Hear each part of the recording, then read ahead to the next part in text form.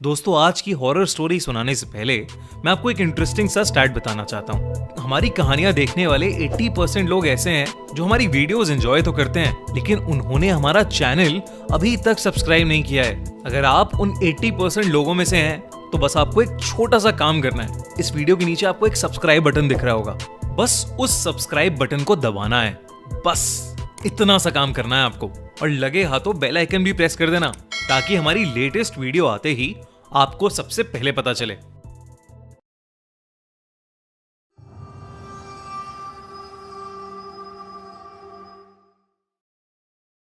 आपने कई horror games के बारे में सुना होगा, bloody Mary, Charlie Charlie, bath game, मगर क्या आपने कभी एक मैक्सिकन हॉरर गेम सारा सरिता के बारे में सुना है? अगर नहीं तो आज की कहानी के बाद आप इस गेम के बारे में जान तो जाएंगे, पर खेलने की हिम्मत शायद कभी नहीं करेंगे।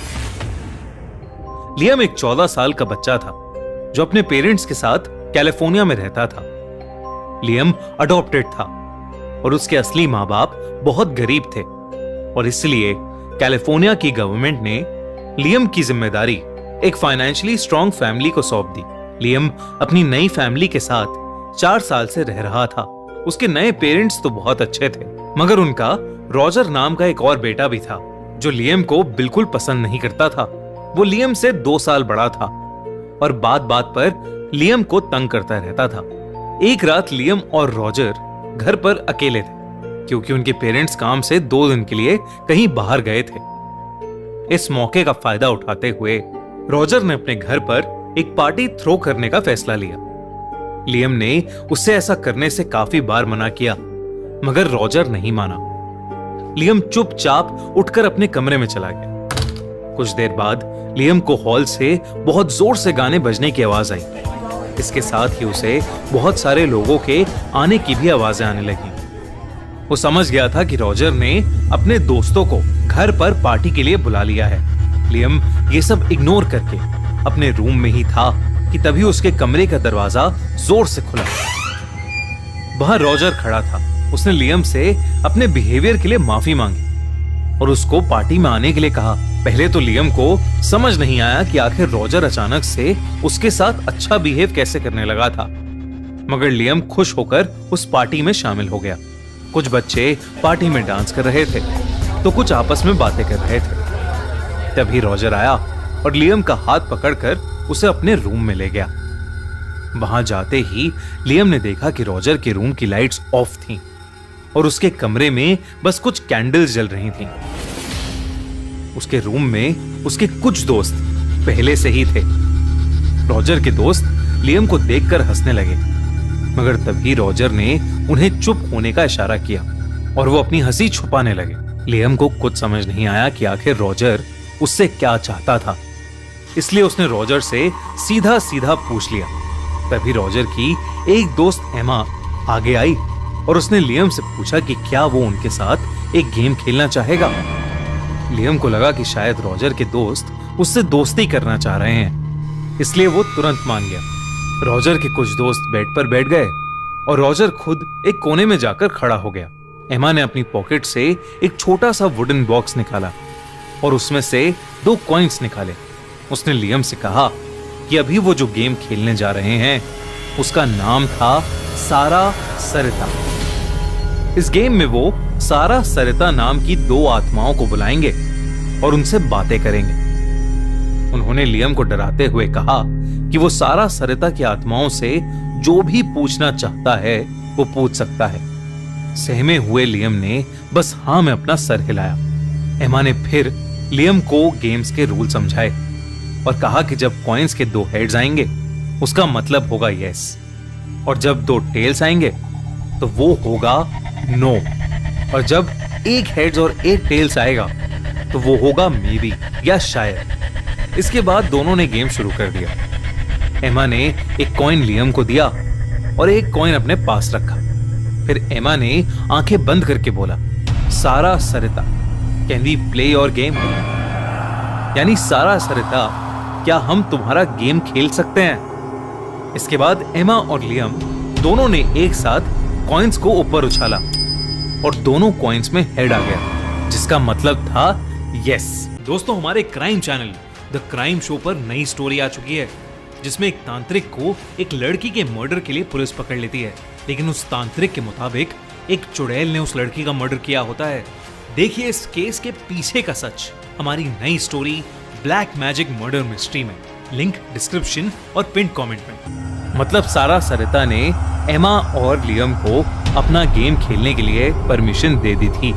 एमा ने लियम से अपना क्वेश्चन पूछने को कहा तो हड़बड़ाते हुए लियम ने पूछा, सारा सरिता क्या तुम सच में यहाँ हो? उन दोनों ने फिर से कॉइन्स उछाले और फिर से दोनों ही कॉइन्स पर हेड्स आया। इसके बाद लियम अगला सवाल पूछने ही वाला था कि रॉजर के बेड के नीचे से सफेद चादर ओढ़े एक बच्चा क्रॉल करता हुआ निकला और लियम पर कूद गया। लियम के हाथ से डर के मारे वो कॉइन छूट गया। घबराहट के मारे लियम वहीं गिर गया और रोने लगा। तभी सभी बच्चे उस पर हंसने लगे और रॉजर और उसके सारे दोस्त लियम को रूम में लॉक करके वहां से चले गए। लियम उठा और अपने आंसू पोंछकर वहीं बेड पर बैठ गया। कुछ देर बाद उसे ऐसा लगा कि जैसे कोई उसका नाम पुकार रहा हो। लियम उठा और इधर उधर देखने लगा, मगर वहां कोई भी नहीं था। उसे दोबारा वैसी ही आवाज आई, मगर इस बार वो दरवाजे की दूसरी तरफ से आ रही थी। अचानक ही महसूस हुआ कि हॉल में बिल्कुल शांति हो चुकी है। लियम आगे बढ़ा और उसने डोर नॉब घुमाया। जो दरवाजा अभी थोड़ी देर पहले तक लॉक था वो आसानी से खुल गया। जब लियम कमरे से बाहर निकला तो उसने जो देखा वो देखकर उसके होश उड़ गए। वो सभी बच्चे जो पार्टी में आए थे वो हॉल में स्टैचू बनकर खड़े थे। उन सभी के ऊपर सफेद रंग की चद्दर डली हुई थी और उनकी आंखों, मुंह और कान से खून बह रहा था, जो उनके ऊपर पड़ी सफेद चादर पर भी लग चुका था। कांपता हुआ लियम बार बार रॉजर को आवाज देने लगा।